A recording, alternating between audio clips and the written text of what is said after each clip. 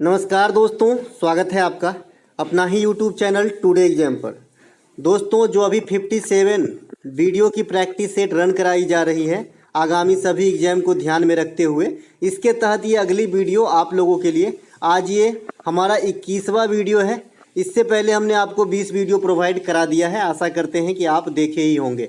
दोस्तों, इस वीडियो के अंदर आपको क्या मिलता है, तो इस वीडियो के अंदर लेटेस्ट जो आपका टीसीएस के द्वारा एग्जाम में क्वेश्चन पूछे गए। टीसीएस कहने का मतलब जो भी एसएससी की एग्जाम होती है टीसीएस कराते हैं, एससीएम का भी कराया था, तो उन प्रश्नों को लेकर एक विस्तृत एक्स्ट्रा फैक्ट के साथ, है ना, आपको मैं यहाँ पे पढ़ाता हूँ जो आपके एग्जाम के दृष्टिकोण से काफ़ी ही बेनिफिशियल होती है। तो चलिए दोस्तों, शुरू करते हैं आज का ये वीडियो। दोस्तों, बहुत सारे बच्चे की क्वेरी आती है कि भाई ये पीडीएफ आप कहाँ पे देते हो, तो ये पीडीएफ जो है आपको टेलीग्राम पे नहीं है, ये पीडीएफ आपको व्हाट्सएप ग्रुप में दिया जाता है ना। व्हाट्सएप ग्रुप के नीचे लिंक दिया गया होगा वीडियो के डिस्क्रिप्शन में, आप वहाँ पे मैसेज करके इनके बारे में जानकारी प्राप्त कर सकते हैं। चलिए शुरू करते हैं। पहला जो हमारा प्रश्न है, किसने भरतनाट्यम में पंडान्नलूर शैली को लोकप्रिय बनाया और 2004 में पद्म भूषण प्राप्त किया? Who popularized the Pandanallur style in Bharatnatyam and received the Padma Bhushan in 2004? भैया बता रहे हैं कि ये भरतनाट्यम की शैली है। क्वेश्चन में आंसर छुपा होता है ना भैया। भरतनाट्यम की एक शैली है पंडान्नलूर शैली। भरतनाट्यम के वैसे तो बहुत सारे शैली है, लेकिन चार जो हैं वो प्रमुख शैली हैं। चार जो हैं वो प्रमुख शैली हैं। एक तो पंडान्नलूर शैली है ना। एक आपका जो है आपका ये बजाबूर शैली है, मेट्टूर शैली है और आपका कला क्षेत्र शैली है। ये भरतनाट्यम के चार शैली हैं, ठीक है। तो ये जो 2004 में इन कृत्यों के लिए यानी पंडाबूर शैली को जो है आगे बढ़ाने के लिए जो पद्म भूषण मिला, ये अलामेल बल्ली है ना, इनको मिला है। त्रिबल्ली का नाम सुने होंगे ना पुष्पा पिक्चर में, तो उसी प्रकार का इनका नाम है अलामेल बल्ली, है ना। तो इन्हें से याद रख सकते हैं आप, ठीक है। अलामेल बल्ली को वर्ष 2001 में संगीत नाटक अकादमी पुरस्कार, 2004 में अभी आपने देखा पद्म भूषण और 1991 में पद्म श्री भी दिया गया है, ठीक है। अलामेल बल्ली को 2004 ही में फ्रांस के सरकार की ओर से, है ना, ये फ्रांस की सरकार ये अवार्ड दिए थे, Cecily Beal of art and letters पुरस्कार। तो अगर आपसे पूछे कि भरतनाट्यम के लिए किस नृत्यांगना को या फिर भरतनाट्यम के किस गुरु को फ्रांस सरकार के द्वारा सेसिले विलियर ऑफ आर्ट एंड लेटर्स नामक पुरस्कार दिया गया, तो आपका आंसर अलामेल बल्ली होगा, ठीक है। तो ये बात भी आपको ध्यान रखना है। इसके अलावा मैंने जो कहा कि भरतनाट्यम के वैसे तो छोटे छोटे कई सारे अभंग, त्रिभंग, सबंग इसी में आ जाते हैं, जो मैंने पहले ही आपको बताया है, लेकिन इनकी जो स्टाइल की बात करेंगे, जो शैली की बात करेंगे, वो जो मुख्य रूप से जो है ये चार शैली का विस्तृत में वर्णन देखने को मिलता है, ठीक है। ये कौन कौन से है भाई? एक तो पंडान्नलूर है जो ये क्वेश्चन का आधार है कि भाई इनको जो है अलामेल बल्ली जो है आगे लेके गया। इसके अलावा बजाबूर शैली है, मेल्टूर शैली है और कला क्षेत्र शैली है, ठीक है। तो ये तीनों शैली जो हैं ये लगभग हिडन है। हम जो आजकल भरतनाट्यम को सीधे सीधे पढ़ते हैं तो हमें जो है कला क्षेत्र वाली शैली से ज्यादा क्वेश्चन पूछी जाती है, ठीक है। कला क्षेत्र वाली जो शैली है इनको आगे ले जाने का श्रेय जो है रुक्मिणी देवी अरंडेल को दिया जाता है। अब आए लाइन पे, अब आगे सीधे लाइन पे, ये सब हम थे थोड़ा गहराई में, ठीक है, डेप्थ में थे। रुक्मिणी देवी जो है राज्यसभा में नामित होने वाली प्रथम महिला नृत्यांगना थी, तो इनको भी ध्यान रखेंगे। राज्यसभा में नामित होने वाली प्रथम फिल्म अभिनेत्री यानी हीरोइन तो फिर नरगिस दत्त हो जाएगा। ये नरगिस दत्त कौन है? तो सुनील दत्त साहब की पत्नी है ना। इसके अलावा ये आपने रुक्मिणी देवी अरुंडोल को, तो इससे पहले मैंने इनके अवार्ड के बारे में जिक्र कर ही दिया था कि कौन कौन से अवार्ड जो है इनको मिले हैं। मैंने आपको नृत्य से संबंधित कैरेक्टर में देवियों को याद रखने के लिए कहा हूं, क्योंकि भाई यहां से क्वेश्चन जो है आपको कंफ्यूजन पैदा करता है। बाद बाकी तो मैं सरनेम से ही लपेट दूंगा जी, है ना। जैसा कि मैंने बताया है कि अगर भाई आपको सिंह सरनेम दिखे या भाई झावेरी सरनेम दिखे तो आप कहां जाओगे भाई? आप जाओगे मणिपुरी के पास, है ना, मणिपुर चले जाओगे मणिपुरी नृत्य देखने। कैसे? झावेरी बहन तो जानते ही हैं, दर्शना, नैना, सुवर्णा। इसके अलावा सिंह सरनेम नल कुमार सिंह, आतंब सिंह, है ना। इसके अलावा आपका सोनडिक सिंह, गोपाल सिंह, ये सभी के सभी जो हैं आपके मणिपुरी से हैं। इनके अलावा भी आपको एक जो नाम याद रखना है गुरु विपिन सिंह, तो उनमें भी सिंह लगा है तो टेंशन नहीं है, सिंह में आ गया। इनके अलावा झावेरी बहन का सारे का नाम बता ही दिया, नाम नहीं रखना है, हमें टाइटल याद रखना है। इनके अलावा मणिपुरी में जो कुछ लेडीज हैं उनको ध्यान रखना है, जैसे आपका कलावती देवी, मैं आराम से ही पढ़ाऊंगा, पूरी नॉलेज जो भी मुझे लगता है कि आपको देना चाहिए दूंगा। कलावती देवी, एक आपका बिंबावती देवी है ना, बिंबावती देवी, एक आपका जो है चारू माथुर, तो ये तीनों लेडीज जो हैं ये आपके मणिपुरी से ही संबंधित है। तो ये मणिपुरी नृत्य का हमने जिक्र किया। मणिपुरी नृत्य के अंदर भगवान राधा रानी और कृष्ण देवता की पूजा होती है, तो ये बात भी आपको ध्यान रखना है। पूजा क्या मतलब, इनका जो है स्वरूप को प्रस्तुत किया जाता है इस नृत्य के माध्यम से, ठीक है, तो ये बात ध्यान रखेंगे। इसके अलावा हमने कहा कि भाई रेड्डी फैमिली जैसे ही आपको दिखा तो आप जाओगे सबसे पहले आंध्र प्रदेश, है ना, आंध्र प्रदेश के अरकू घाटी से होते हुए वहीं पे आपको जो है कुचिपुड़ी नामक नृत्य को देखना है रेड्डी फैमिली में, ठीक है, रेडी रहो कुचिपुड़ी नृत्य देखने के लिए, है ना। तो कुचिपुड़ी नृत्य वाला जो सरनेम है ये रेड्डी है। इनके अलावा जो सबसे ज्यादा कुछ पास्ट के ईयर और अभी जो वर्तमान में क्वेश्चन पूछे गए ये वेदांतम सत्यनारायण साहब को पूछे गए, ठीक है, वेदांतम सत्यनारायण साहब जो हैं ये आपके कुचिपुड़ी नृत्य से ही संबंधित कैरेक्टर हैं, ठीक है। इसके अलावा अगर हम कुचिपुड़ी से अलग आए तो हम आ जाते हैं थोड़ा सा कथक के अंदर।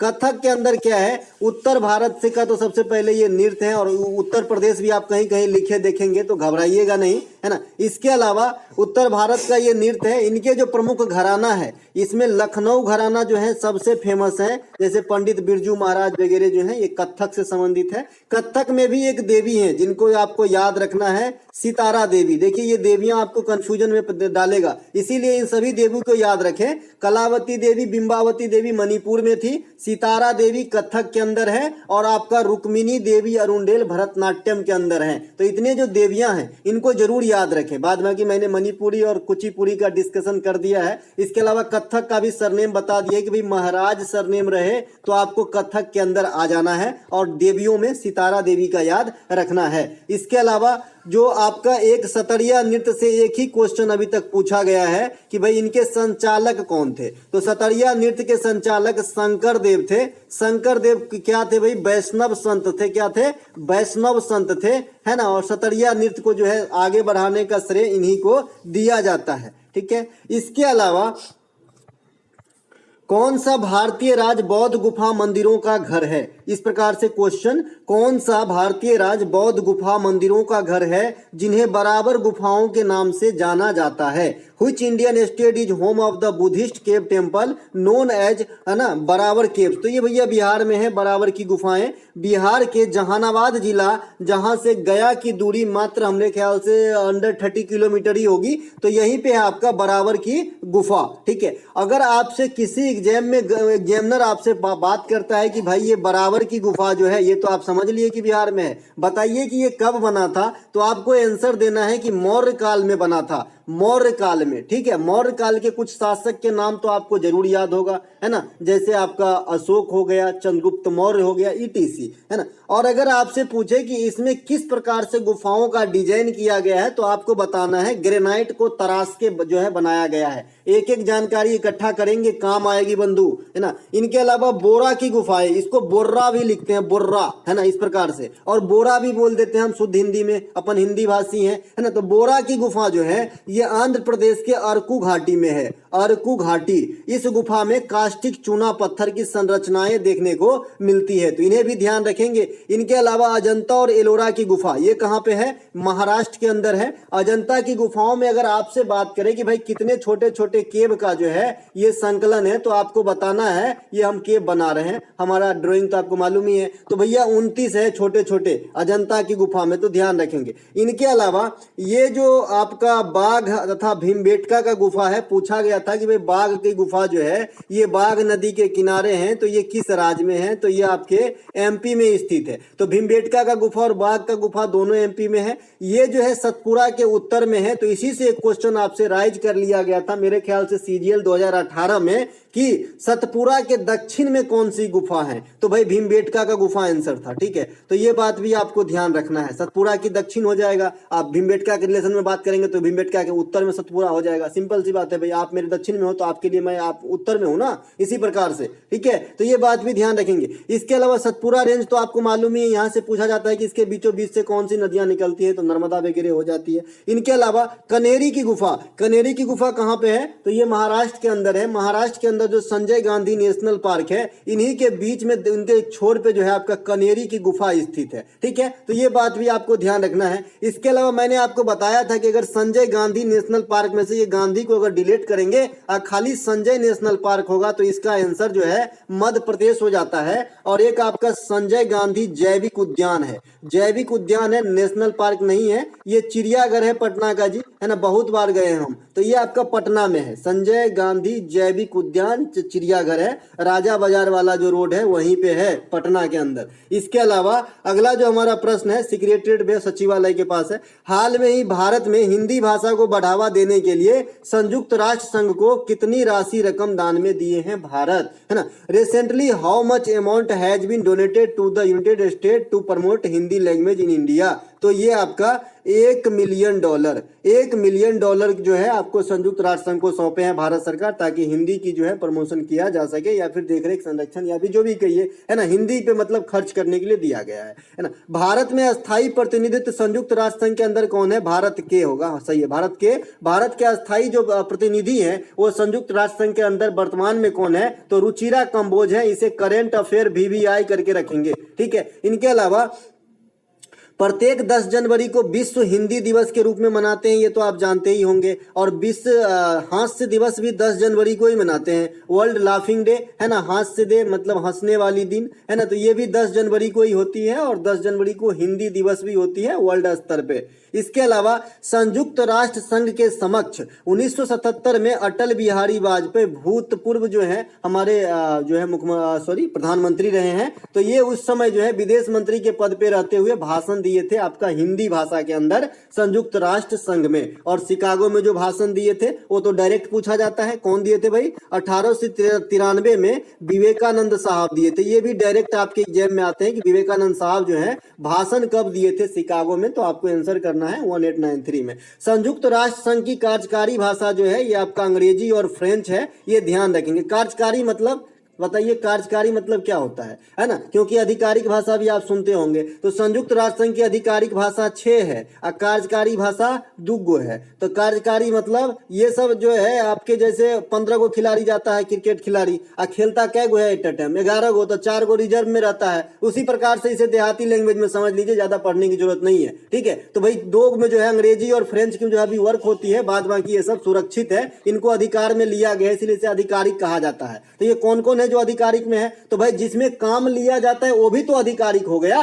तभी तो काम ले रहे हो ना आप भाई, है ना। तो भाई अंग्रेजी और फ्रेंच इनमें भी आ जाएगा। इसके अलावा स्पेनिश, रूसी, चीनी और अरबी ये जो है संरक्षित है संयुक्त राष्ट्र संघ के पास भाषा के रूप में। इनके अलावा संयुक्त राष्ट्र संघ के सभी अंगों की मुख्यालय कहाँ पे है, न्यूयॉर्क के अंदर है। जैसे महासभा वगैरह जो है ये सभी की मुख्यालय जो है आपके न्यूयॉर्क में है, लेकिन एक अंतर्राष्ट्रीय न्यायालय जो है इनके मुख्यालय द हेग नीदरलैंड के अंदर है, हेडक्वार्टर। तो ये बात भी ध्यान रखेंगे। संयुक्त राष्ट्र संघ जो है यूएनओ को जो है 5 जो है परमानेंट आपका जो है सदस्य है। ये कौन कौन है, इंग्लैंड, फ्रांस, रूस, चीन, अमेरिका। कौन कौन है, इंग्लैंड, फ्रांस, रूस, चीन, अमेरिका। तो इन्हें भी ध्यान रखेंगे। भारत अभी जो है पिछले साल यानी 31 दिसंबर 2022 को भारत को जो टेम्पोररी वाला सदस्यता दिया गया था, तो उनकी 2 साल की कार्यकाल पूरा हो गई, तो अभी भारत जो है इनके सदस्यता में नहीं है, मतलब अस्थायी वाला। अस्थायी सदस्य जो है चुने जाते हैं, भारत भी कई बार रहे। इनके अलावा निम्नलिखित में से कौन से शासक 130 से 150 ईस्वी के मध्य भारत में एक शक शासक के रूप में कार्य किए।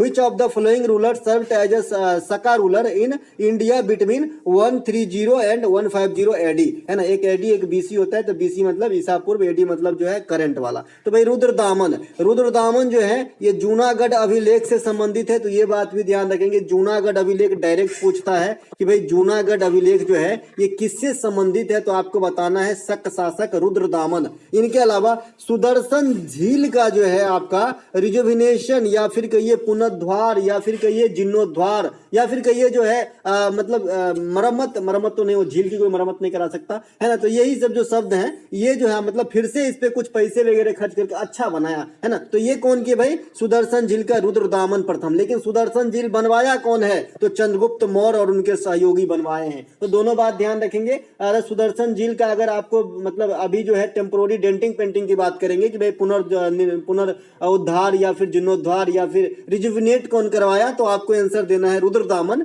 और भाई बसाया कौन? तो आपका कौन भाई? चंद्रगुप्त मौर्य, राइट। इनके अलावा रुद्रवाहन ने सातवाहन शासक दक्षिणीपथ सतकर्णी को पराजित किया था। देखिए सातवाहन शासक को पहचानने का तरीका है कि इनको लास्ट में जो है ज्यादातर सतकर्णी लगा, जैसे गौतमी पुत्र सतकर्णी, और माता के नाम से ज्यादातर जो है इनमें तवज्जो दी जाती थी। ठीक है, तो ये बात भी आप पहचान लेंगे। वैसे सातवाहन वंश की जो है संस्थापक भी पूछा जाता है आपके एग्जाम के अंदर, तो आपको सिमुक बताना है, सिमुक। और ये क्यों प्रसिद्ध थे तो ये भी आपसे पूछा जाता है। तो आपको बताना है कि इन्होंने इतिहास में सीसा का सिक्का चलवा दिया था, है ना, गिरेगा तो फूट जाएगा। इनके अलावा सातवाहन वंश जो है, इनमें एक और क्वेश्चन आपसे पूछा जाता है कि जो मत्स्य पुराण है, मत्स्य पुराण का नाम आपने सभी पुराणों में, ये सबसे बड़ा सबसे पुराना पुराण है 18 पुराण में। तो ये मत्स्य पुराण जो है सातवाहन वंश को रिलेट करता है। तो ये बात भी आपको ध्यान रखना है। एक और वंश आपसे ज्यादा पूछता है राष्ट्रकूट, तो उसके संस्थापक दंती दुर्ग है। और राष्ट्रकूट की राजधानी आपसे पूछ लेता है तो मान्यखेट है।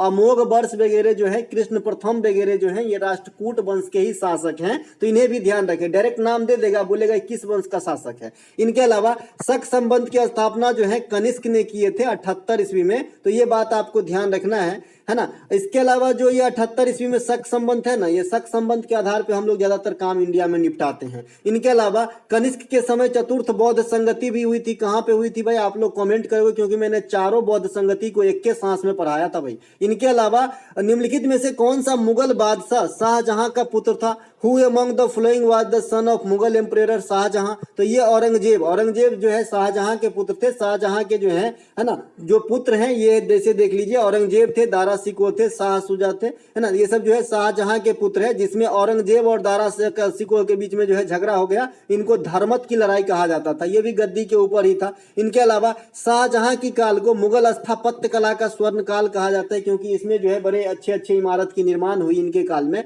इनके अलावा अकबर के शासन काल को मुगल वंश के अंदर जो है स्वर्ण काल कहा गया। ओवरऑल कोटा में स्वर्ण काल या फिर साहित्य का स्वर्ण काल कहा गया है, क्योंकि उनके दरबारी जो नवरत्न थे वो सभी अच्छे खासे पढ़े लिखे थे। ठीक है, इनके अलावा इनसे रिलेशन भी अकबर के समय में बहुत अच्छा रहा। इनके अलावा शाहजहां के काल में फ्रांसीसी यात्री बी ट्रेविनियर आए, है ना। बेवाप्टे नाम है इसका, बेताप्ते, ऐसे बेस्टाप्ते नाम है। अभी मैं भी थोड़ा सा जवान फिसल रहा है, बेस्ताप्ते इस प्रकार से नाम है, ट्रेविनियर। तो इन्होंने जो है भारत आया था, और ये भारत का दौरा एक बार नहीं, दो बार नहीं, पूरे 6 बार किया है। तो डायरेक्ट क्वेश्चन आता है कि जो है कौन सा फ्रांसीसी यात्री जो है भारत की दौरा 6 बार किया है? तो आपको ट्रेविनियर मारने हैं। और एक आपका फ्रांसिस ब्रेंकोइक भी आए थे, लेकिन वो 6 बार नहीं आए थे। तो जब 6 बार पूछेगा ना तब आप ट्रेविनियर मारेंगे। अब फ्रांसिस ब्रेंकोइक पूछेगा तो भाई 1 बार आए थे, है ना। ये बात ध्यान रखिए। इन लोगों का नाम भी इतने बड़े बड़े होते हैं ना कि जीए लड़खड़ा जाता है भाई। याद तो हो जाती, लेकिन ये जी जो है प्रोनाउंस बढ़िया नहीं कर पाता इन लोगों का नाम का। आगरा की मोती मस्जिद, दिल्ली का लाल किला, दिल्ली की जामा मस्जिद, आगरा का ताजमहल, ये सभी के सभी कौन बनवाए? तो शाहजहां ने बनवाए। अच्छा, शाहजहां का जो नाम था ना ये खुर्रम था, खुर्रम। तो इन्हें भी ध्यान रखेंगे। अकबर का नाम जलालुद्दीन था, यहां से क्वेश्चन आ जाती है। अकबर का नाम जलालुद्दीन था, जलालुद्दीन। बाबर का नाम क्या था भाई? बाबर का नाम जहरुद्दीन बाबर, जहरी दून आधा दहरसू का रन्ना, जहरुद्दीन बाबर, इस प्रकार से नाम रखेंगे। शेरशाह सूरी का भी पूछता है, फरीद खान था। ठीक है, इनके अलावा सिकंदर लोदी का भी एक बार पूछा गया था भाई, तो निजाम खान था। मोहम्मद बिन तुगलक का जूना खान, या फिर इसे उलुग खान भी कहते हैं मोहम्मद बिन तुगलक को, ध्यान रखेंगे। इनके अलावा उत्तराखंड के गढ़वाल क्षेत्र में दूसरा सबसे ऊंचा पर्वत कौन सा है? Which of the second highest mountain in the Garhwal region of Uttarakhand? तो भैया ये कामेत है। और तो पहला कौन होगा, क्योंकि ये दूसरा पूछ रखा है मतलब पहला होगा। तो पहला जो सबसे ऊंची चोटी है आपका उत्तराखंड के अंदर, ये नंदा देवी है। साथ ही साथ अगर इसी क्वेश्चन को आपको घुमा के पूछे कि भाई कुमायूं हिमालय की सबसे ऊंची चोटी कौन सी है, तो भी आपको नंदा देवी आंसर ही देना है, क्योंकि कुमायूं हिमालय की ये सबसे ऊंची चोटी है। मैंने आपको हिमालय की जो बंटवारा है ये मैंने आपको विस्तार के आधार पे बता दिया था कि भाई किनका कितना नाम है और कौन से आउटर मोस्ट हैं, कौन से बीच वाले हैं। इनके अलावा मैंने आपको ये भी बता दिया है कि नदियों के आधार पे कि यहाँ से यहाँ तक के हिमालय को क्या कहेंगे, यहाँ से यहाँ तक के और यहाँ से यहाँ तक को क्या कहेंगे। तो नदियों के आधार पे भी 4 प्रकार के हिमालय हैं, मतलब बांटे गए हैं। और आपका जो है विस्तृत एरिया के हिसाब से भी अगर उनके जो है रेंज या फिर नवीन पुराने के हिसाब से भी बांटे गए हैं कि मध्य है, बीच वाला है, सबसे बाहर वाला है, तो भी 4 प्रकार से बांटे गए, जैसे बृहद हिमालय, मध्य हिमालय, शिवालिक, इस प्रकार से। और नदी में आपका पंजाब हिमालय, कुमायूं हिमालय, नेपाल हिमालय और असम हिमालय। तो इस प्रकार से 4 भागों में नदियों के आधार पे भी और 4 भागों में आपका मतलब इनके जो है गिग्नेटिक मतलब जो विशालता है उनके आधार पे भी बांटा गया है। कुमायूं हिमालय का क्षेत्र जो है ये सतलज से काली नदी तक है। इसमें मैं कुमायूं हिमालय को आपको बताऊंगा। उत्तराखंड में जो दर्रे हैं ये थांगला है, नीति है, लिपुलेखा है, एक माना दर्रा भी है उत्तराखंड में, लेकिन इस स्लैब में इसको शामिल मत करना। ये सिर्फ मैं एक्स्ट्रा जानकारी के लिए बताया हूं, क्योंकि ये जो क्वेश्चन है ये कुछ ही और चीज को रिलेट कर रहा है, इसलिए मैंने यहाँ पे माना नहीं लिखा है। ठीक है, देखिए तो ये थांगला, नीति, लिपुलेखा जो है ये आपका हिमालय के अंतर्गत आने वाली दर्रा है। कौन सा हिमालय? तो महान हिमालय, भैया महान हिमालय के अंतर्गत आने वाली ये दर्रा है आपका थांगला, नीति, लिपुलेखा, जो कहाँ पे है? उत्तराखंड के अंदर स्थित है। हिमालय को सिडनी बुर्राड नामक वैज्ञानिक ने या फिर भूगोलिक मतलब जो वैज्ञानिक होते हैं, भूविज्ञानी, इन्होंने जो है 4 भागों में बांटा है। मैंने आपको अभी अभी जो है मौखिक रूप से बता दिया कि कहां से कहां तक को क्या कहते हैं। हिमालय दुनिया की सबसे नवीन बलित पर्वत का उदाहरण है, इसको रिलेट करके सही कर दूंगा। नवीन बलित पर्वत का उदाहरण है। दुनिया की सबसे पुरानी पर्वत श्रृंखला अरावली है, जिसकी सबसे ऊंची चोटी गुरु शिखर है।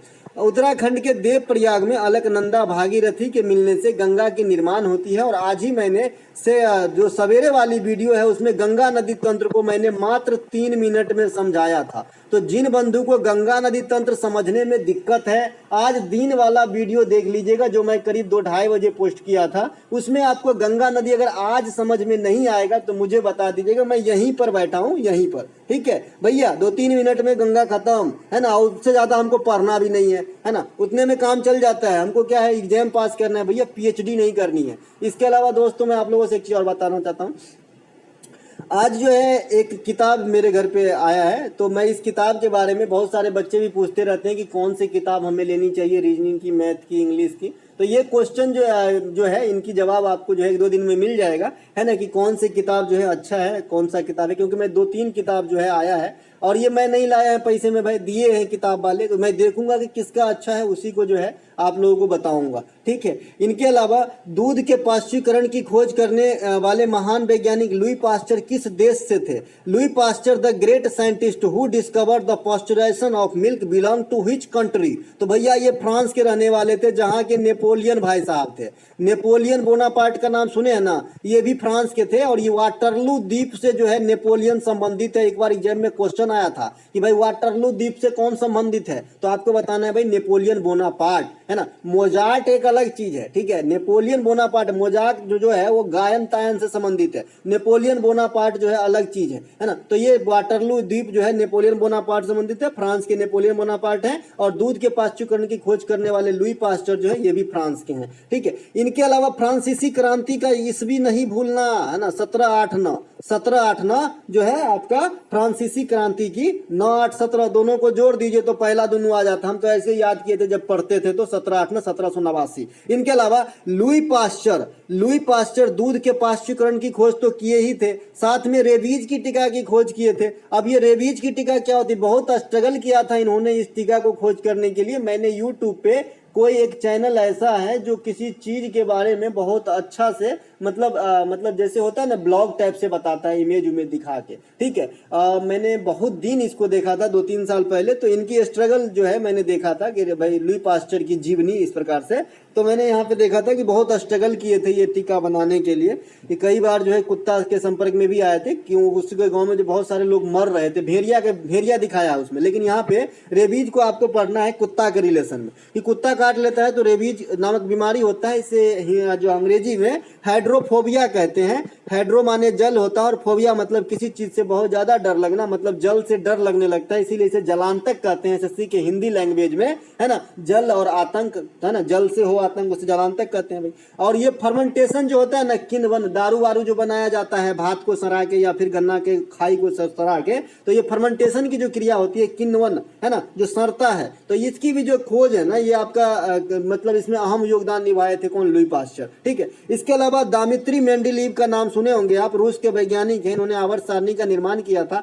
तो ये 1869 में किया था आवर्त सारणी का निर्माण, और ये कहाँ के रहने वाले हैं, तो रूस के। भाई क्वेश्चन आते हैं इससे, मैंने बहुत बार देखा है टीसीएस को पूछते हुए। रॉबर्ट हुक इंग्लैंड के वैज्ञानिक थे, कोशिका की खोज किए हुए हैं। कब की है भाई कोशिका की खोज, तो 1665 ईस्वी में। ठीक है, इनके अलावा पौधों में वृद्धि के लिए पोषक तत्वों की आवश्यकता होती है, जिसकी आपूर्ति डॉट डॉट डॉट के द्वारा किया जा सकता है। Nutrients are required for the growth of plants which can be supplied by. तो भाई कैसे, तो मिट्टी जल वायु से जो है इनकी जो है पूरा हो सकती है उनकी जो कमियां हैं पौधे की, जो आपको चाहिए न्यूट्रिएंट। इनके अलावा पेड़ पौधे की मुख्य पोषक तत्व क्या होता है और लेस पोषक तत्व क्या होता है, ये क्वेश्चन आपसे पूछा जाता है कि भाई आपका वाइटल कौन सा है, नॉन वाइटल कौन सा है। तो पेड़ पौधे के लिए जो वाइटल है ये आपका कौन सा है, तो नाइट्रोजन, फास्फोरस, पोटास, ये तीनों जो है बहुत ही वाइटल है पेड़ पौधे के लिए। अगर नाइट्रोजन नहीं रहेगी तो इनकी हरियाली वाली जो भाग है ना वो कमी होने लगेंगे। फास्फोरस जो है पेड़ पौधों को बीमारियों से लड़ने में मदद करता है,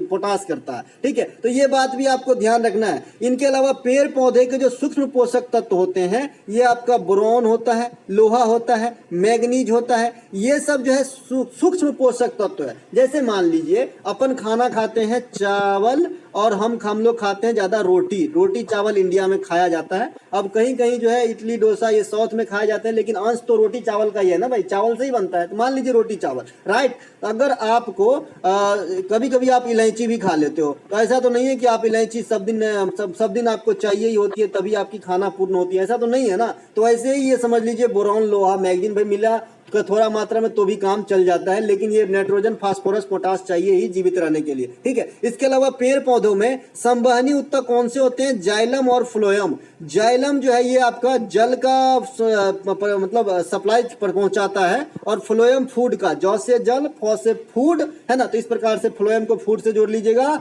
और जाइलम को जल से जोड़ लीजिएगा। पेड़ पौधे में जो श्वसन की क्रिया होती है, सबसे पहले तो ये क्या होती है, श्वसन की क्रिया जैसे हम लोग लेते हैं सेम होती है, लेकिन इससे अपन नाक फेफड़े से लेते हैं सांस, लेकिन ये एस्टोमेटा से लेते हैं। एस्टोमेटा को अंग्रेजी में रंध्र कहते हैं। और पेड़ पौधे को जो खाना बनाने की क्रियाकलाप है उसे जो है फोटोसिंथेसिस कहते हैं या फिर प्रकाश संश्लेषण कहते हैं, जो दिन के समय ही होती है, रात में संभव नहीं है, क्योंकि उसके लिए सूरज की प्रकाश, क्लोरोफिल, नमी यानी जल और कार्बन डाइऑक्साइड इतने चीज रिक्वायर्ड होते हैं, जिसमें सूरज की प्रकाश सबसे इंपॉर्टेंट है, क्योंकि एनर्जी जो है यहीं से खींचता है। और कौन खींचता है, क्लोरोफिल खींचता है। तो ये सब बात आपको ध्यान रखना है। इनके अलावा अच्छा, ये पत्तों का रंग हरा जो होता है ना वो भी क्लोरोफिल के कारण होता है, ये बात भी ध्यान रखेंगे, है ना। और यूरिया नाइट्रोजनी उर्वरक है, तो ये बात भी ध्यान रखेंगे, है ना। इनके अलावा प्रधानमंत्री कौशल विकास योजना PMKVY किस पर शुरू की गई थी, इन हिच ईयर प्रधानमंत्री कौशल विकास योजना PMKVY वाज लॉन्च्ड, 2015 में आया था। कौशल विकास योजना क्या है, ये छुपा हुआ नहीं है, हर गांव जो है इनकी डंका बज गई है। यह योजना क्या होता है कि युवाओं को ट्रेनिंग देके ट्रेंड किया जाता है ताकि उनको व्यापार बिजनेस करने में जो है आसानी हो, है ना। यह कौशल विकास योजना जो है ये उद्यमिता मंत्रालय के अधीन कार्यरत है। कौशल विकास और उद्यमिता मंत्रालय, एक मिनिस्ट्री का जो नाम है आपका कौशल विकास और उद्यमिता मंत्रालय, इनके अधीन कार्यरत है। इस योजना को प्रधानमंत्री यूथ ट्रेनिंग प्रोग्राम भी कहते हैं, तो इनके तो नाम से ही स्पष्ट है भाई, काम ही वही है, तो उस पर नाम रख दिया गया कि प्रधानमंत्री यूथ ट्रेनिंग प्रोग्राम। इनके अलावा इनके उद्देश्य क्या थे, तो शुरुआत में 2020 तक का उद्देश्य रखा था, लेकिन फिर बाद में 2022 तक का उद्देश्य रखा गया कि भाई 40 करोड़ से अधिक जो है इन लोगों को कौशल मतलब प्रशिक्षण देके जो है किसी क्षेत्र में कौशल बनाना। इसके अलावा वाइड एंगल निम्नलिखित में से किस खिलाड़ी की आत्मकथा है, wide angle the autobiography of which of the flowing sports person, तो भाई अनिल कुंबले की जो है ये आत्मकथा है। अब कुछ खिलाड़ी की यहाँ पे आपको आत्मकथा। अच्छा, अनिल कुंबले साहब के बारे में एक चीज और समझिए, अनिल कुंबले साहब इंडिया के लिए एक टेस्ट मैच में 10 विकेट लेने वाले जो है प्रथम बल्लेबाज है। वैसे इंडिया में एक ही है कि 10 विकेट ले चुके हैं। इनके अलावा मतलब टेस्ट मैच का वो पारी होगा ना, तो 10 विकेट ले लिए। इसके अलावा सबसे पहले ये कारनामा कौन किए थे, तो जिम लेकर, इनका नाम ही है भैया जिम लेकर, तो इन्होंने ले लिया भाई, जिम इनका नाम है जिम लेकर, तो ये ले लिए अपना टेस्ट क्रिकेट में 10 विकेट। इसके अलावा आगे अनिल कुंबले साहब, और अभी अभी जो है 8 साल पहले जो है अयाज पटेल जो आपका न्यूजीलैंड का है, ये तीसरा बॉलर बने थे कि एक टेस्ट क्रिकेट पारी के सभी विकेट झटक लिए थे, है ना। किताब का नाम यहाँ पे है, संबंधित खिलाड़ी का नाम यहाँ पे है कि जो खेल और जो भी नाम है किताब के और उनके जो राइटर हैं उन पे मैंने एक पूरा वीडियो आपको दे दिया है, डिस्क्रिप्शन में शायद लिंक भी मिल जाएगा। Playing it my way Sachin Tendulkar, believe what life and cricket taught me, है ना, विश्वास कीजिए जिंदगी ने मुझे और जिंदगी और क्रिकेट ने मुझे क्या सिखाया, तो ये Suresh Raina, beyond 281 BVS Laxman, ace against what Sania Mirza, master mind या फिर माइंड मास्टर, राइट है ना, माइंड मास्टर कीजिएगा, माइंड मास्टर जो है विश्वनाथ आनंद साहब, a century is not enough Sourav Ganguly, playing to win Saina Nehwal, playing to win, ये कौन लिखे भाई, साइना नेहवाल की आत्मकथा है। इनके अलावा अल्लूरी सीतारमन राजू भारत के डॉट डॉट डॉट राज्य के एक आदिवासी स्वतंत्रता सेनानी थे। Alluri Sitharaman Raju was a tribal freedom fighter from the dot dot dot state of India, तो भाई ये एपी के थे, आंध्र प्रदेश के थे अल्लूरी सीतारमन राजू। 1882 में मद्रास वन अधिनियम के खिलाफ भाई ब्रिटिश कानून पास हुई, है ना, उस समय ब्रिटिश का राज चल रहा था, तो मद्रास वन अधिनियम के खिलाफ जो है ये लड़ पड़े और जो है ब्रिटिश विरोधी गतिविधि में शामिल हो गए। जो भी ब्रिटिश विरोधी उस समय रहे वो फ्रीडम फाइटर होते थे। इनके अलावा 1922 में रंपा विद्रोह में भी संबंधित रहे, कौन आपका अल्लारी कृष्णन राजू, क्या नाम है भाई, अल्लारी राजू। इस प्रकार से मोपला विद्रोह जो है 1921 में होती है, कहाँ पे होती है, केरला के अंदर, है ना। इनके जो सूत्रधार रहे अली मुस्लियार तथा कुंजामेड हाजी, जो आज तक नहीं पूछा गया, आज तक नहीं इनका नाम पूछा गया है, लेकिन फिर भी मुझे जो है लगा कि भाई इसे रख लेना चाहिए। एग्जामिनर आजकल जो है, मैंने बहुत सारे ऐसे क्वेश्चन को देखा जी जो एमटीएस में पूछे, लेकिन वो कहाँ से निकाल के लाए, तो पीसीएस के जो कथन रहता है ना वहां से निकाल के लाए हैं। मैं ये सब पे जो है थोड़ा सा सोचता हूँ ना, तो कितने महंगाई वाले दिन आ रहे हैं भाई।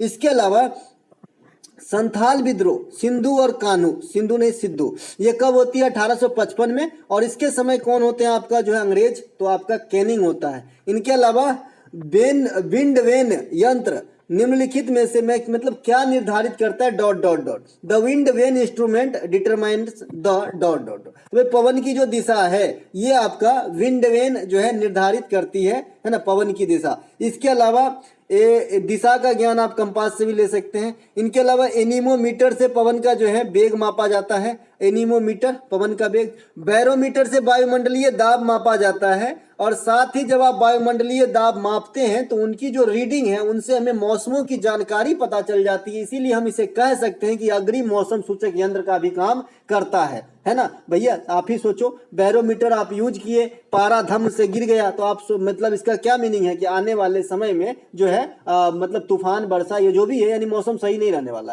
है ना। तो हम वर्षा सूचक यंत्र से कह सकते हैं ना भाई, है ना। तो ये भी समझने के लिए मैंने यहाँ पे लिखा है, बाद में कि ऐसा कोई बात नहीं है। इनके अलावा टेकोमीटर से वाहनों की स्पीड जो है आपको मापा जाता है, अमीटर से विद्युत धारा मापा जाता है, और एक पैरोमीटर से जो है हाईली टेम्परेचर जो होता है उनको मापते हैं, क्योंकि आप जानते हैं कि लोअर टेम्परेचर तो हम थर्मामीटर से भी माप लेते हैं। अगला प्रश्न, भारतीय अंटार्कटिक विधेयक 2022 भारत के किस मंत्रालय से संबंधित है? Indian Arctic bill 2022 is related to which ministry of India, है ना। तो ये है हमारा पृथ्वी विज्ञान मंत्रालय के अंतर्गत, है ना। अब स्टैटिक फॉर्म में थोड़ा सा क्वेश्चन देखेंगे। भारत का जो है अंटार्कटिक में पहला अनुसंधान केंद्र, ये आपका दक्षिण गंगोत्री, तत्पश्चात मैत्री और हिमाद्री बने थे। इस विधेयक का उद्देश्य क्या है कि भाई अंटार्कटिका के जो प्रेमिसेस है, जो एरिया है, उस एरिया में जो है कोई भी परमाणु क्रियाकलाप या भी कोई भी खतरनाक क्रियाकलाप से जो है भारत अपने स्तर पर रक्षा पहुंचाएगा, ये इसका उद्देश्य था। ठीक है, वर्तमान में जो है ये लिखा चाहे जो भी हो, जो मैंने बताया वही है कि भाई इसके संरक्षण को प्रोटेक्ट करने की जो है भारत अपने स्तर पे है ना, स्वयं राष्ट्रीय स्तर पे है ना। इनके अलावा वर्तमान में पृथ्वी विज्ञान मंत्रालय के मंत्री कौन है, तो ये किरण रिजिजू हैं, किरण रिजिजू हैं। तो ये बात भी आपको ध्यान रखना है। पहले ये खेल मंत्री भी थे, बाद में अनुराग ठाकुर साहब जो है खेल मंत्री बने थे। देखिए दोस्तों, चीजों को जितना देहाती भाषा में आप समझेंगे उतना ज्यादा आपकी नॉलेज जो है बढ़ेगी और याद भी रहेगी। ठीक है, समझिए। इसके अलावा भारतीय संविधान में निम्नलिखित में से कौन सी विशेषता ब्रिटेन के संविधान से लिया गया है? Which of the following features of Indian constitution has been taken from British constitution? तो ये आपका मंत्रिमंडलीय व्यवस्था लिया गया है। ब्रिटिश सरकार से बहुत सारे चीज लिए हम। यहाँ पे देखिए, एकल नागरिकता, आपको पता है इंडिया में एकल नागरिकता मिलते हैं। आप एमपी से हैं, आप यूपी से हैं, आप केरला से हैं, आप आंध्र प्रदेश से हैं भैया, लेकिन नागरिकता यू आर इंडियन, है ना। इनके अलावा विधि निर्माण प्रक्रिया, ये भी आपका ब्रिटेन से है। द्विसदनात्मक व्यवस्था, मतलब लोकसभा और राज्यसभा की बात हो रही है यहाँ पे, तो ये भी जो है आपके ब्रिटेन से ही लिया गया। देखिए, लोकसभा को आप हाउस ऑफ कॉमन्स कह देते हो, तो ये शब्द कहां से आया अपने आप में? ये जो लोकसभा को आप हाउस ऑफ कॉमन्स कह देते हो ना, आपसे डायरेक्ट भी क्वेश्चन आता है कि भाई लोकसभा को जो है आप हाउस ऑफ कॉमन्स कहते हो, कि लोकसभा को क्या कहा जाता है? तो आपका आंसर होता है हाउस ऑफ कॉमन्स। तो ये कॉमन्स वाला शब्द कहां से आया?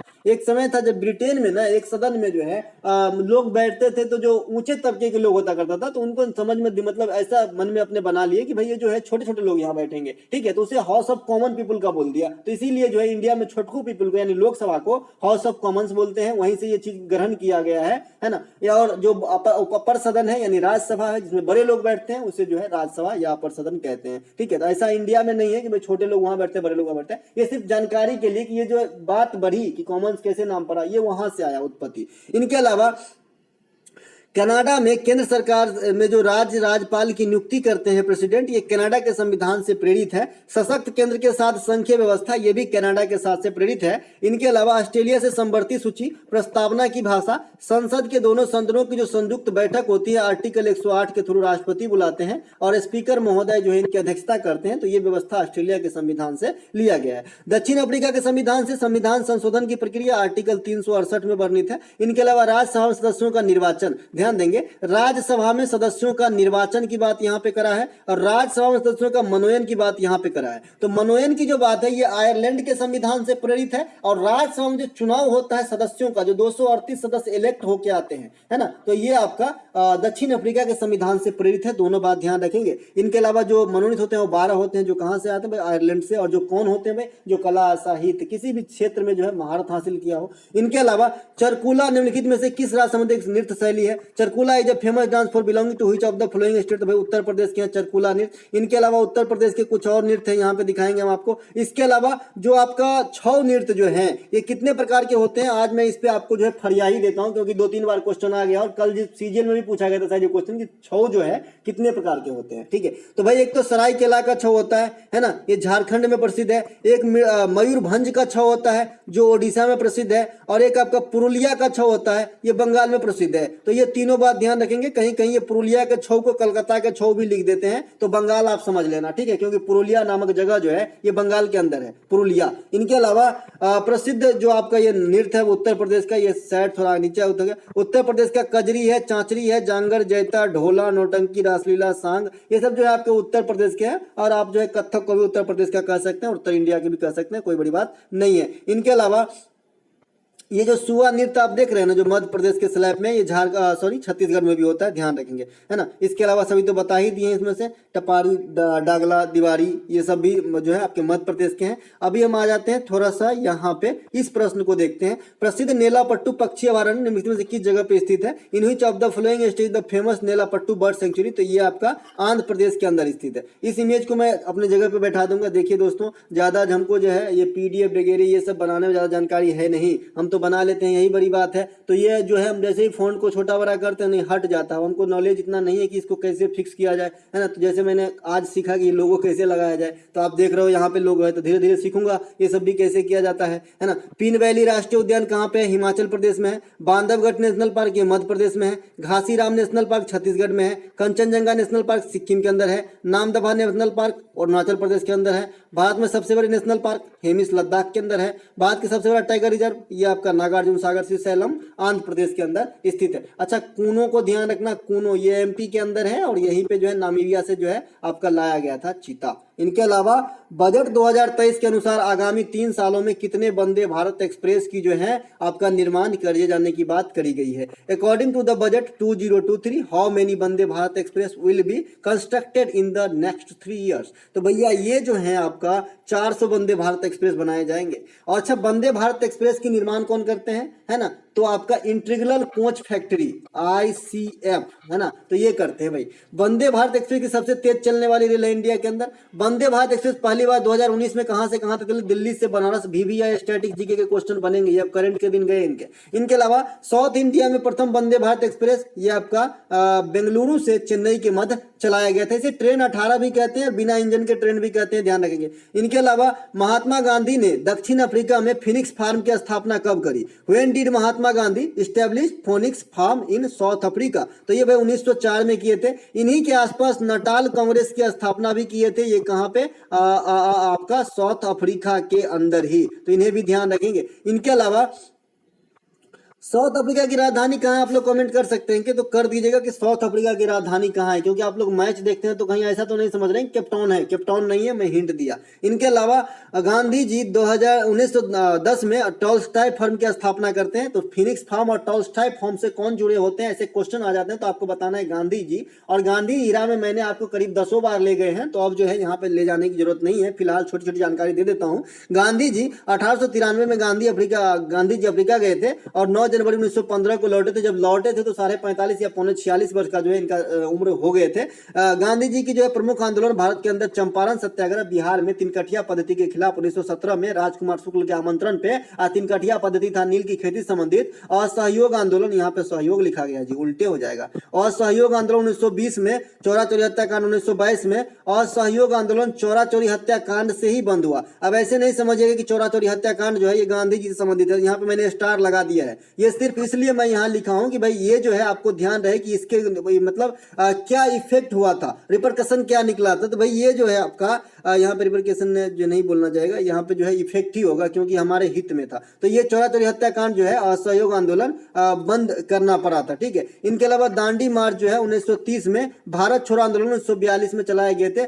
बम्बई के ग्वालियर टैंक से चली थी आपका भारत छोड़ो आंदोलन। डू और डाई का जो आपका स्लोगन है इसी में फेमस हुआ था आपका किसमें?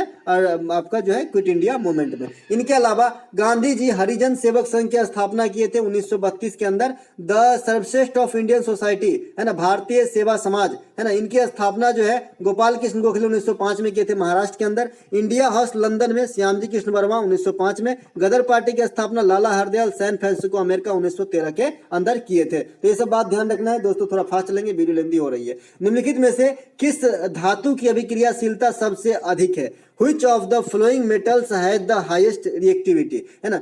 देखिए आप जो जैसा लिखा है ना यही आपका आंसर है, ठीक है। अब कैसे लिखे है भाई? Potassium, barium, calcium, sodium, magnesium, aluminium, zinc. आपने इतना याद कर लिया, गारंटी है 100% वाली कि ये वाली टॉपिक से जब भी एग्जाम में क्वेश्चन आएगा कि किसकी अभिक्रियाशीलता सबसे अधिक है, इस वाले से बाहर से लोग मतलब इस स्लैब से बाहर वाला चीज नहीं पूछेगा आपको। तो ये वाला जो है पूरा लाइन अगर आपको याद हो गया तो समझ लीजिए कोई ये कभी भी ये क्वेश्चन आएगा तो आपको गलती नहीं होगा जी, ठीक है। ऊपर लिखे गए अभिक्रियाशीलता जो है ये आरोही क्रम में है, यहाँ पे मैंने लिख दिया है। आरोही क्रम मतलब बढ़ते हुए क्रम, है ना, घटते हुए क्रम लिखना चाहिए। अच्छा, अवरोही करना पड़ेगा। इसे जरा करेक्ट कर लीजिए, मैं 1 सेकंड करेक्ट कर देता हूँ, 1 सेकंड।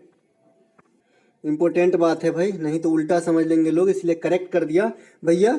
ये जो है अवरोही क्रम में लिखा गया है। अवरोही क्रम मतलब होता है घटते हुए क्रम, मतलब पोटेशियम का सबसे ज्यादा होगा, उससे कम बेरियम का, उससे कम कैल्शियम का, उससे कम सोडियम का, उससे कम मैग्नीशियम का, उसके कम एल्युमिनियम का और उससे कम जिंक का। इस प्रकार से जो है आपके अभिक्रियाशीलता जो है चलती है। देखिए मैंने शुरू के 3-4 को याद रखने के लिए एक छोटा सा ट्रिक क्रिएट किया है, अगर आपको अच्छा लगे तो जो है आप भी सीख सकते हो। जैसे मैं आपको बंगाल की खाड़ी में गिरने वाली नदी का ट्रिक बता दिया है। राष्ट्रपति से संबंधित सभी आर्टिकल जो है लगातार वाला 52 से 61 उसका ट्रिक बता दिया है। उसी प्रकार से जैसे क्लासिकल नृत्य को पहचानने की ट्रिक बता दिया है, उसी प्रकार से जो भैया यहाँ पे भी मैंने एक छोटा सा ट्रिक अभी सोचा हूँ तुरंत। इनका नाम है मैंने यहाँ पे लिखा है, देखिए, कब चना मिलेगी। इसको मैंने कैसे लिखा है, पोटासियम का के होता है, बेरियम का Ba, इस प्रकार से कैल्शियम का Ca और सोडियम का Na, मैग्नीशियम का Mg, एल्युमिनियम का Al।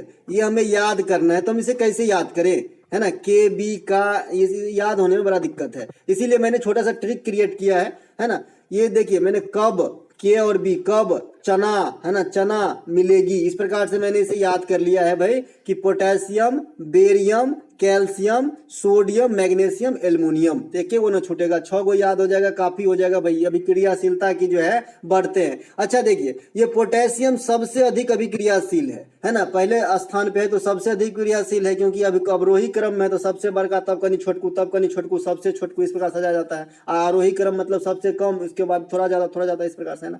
तो पोटेशियम जो है ये बहुत ज्यादा अभिक्रियाशील है, ये हवा से प्रतिक्रिया करने लगता है, तो इसको जो है किरोसिन में डुबा के रखा जाता है, ठीक है, किरोसिन के अंदर डुबा के रखा जाता है। और आप तो अगर सोच रहे हैं कि सोडियम को, तो आप भी बुरा नहीं सोच रहे हैं, सोडियम को भी जो है किरोसिन में डुबा के रखा जाता है। ये हाईली अभिक्रियाशील है, ये सभी के सभी, ठीक है। तो भाई सोडियम को भी किरोसिन में, आपका जो है पोटेशियम को भी किरोसिन में रखा जाता है, तो दोनों बात ध्यान रखेंगे। इनके अलावा एक आपका, क्योंकि जल के संपर्क में आने से अभिक्रिया करने लगता है भाई, यही कारण है और कुछ भी नहीं। इसके अलावा एक फास्फोरस होता है, उसे जल में डुबा के रखते हैं, तो ये बात भी ध्यान रखेंगे।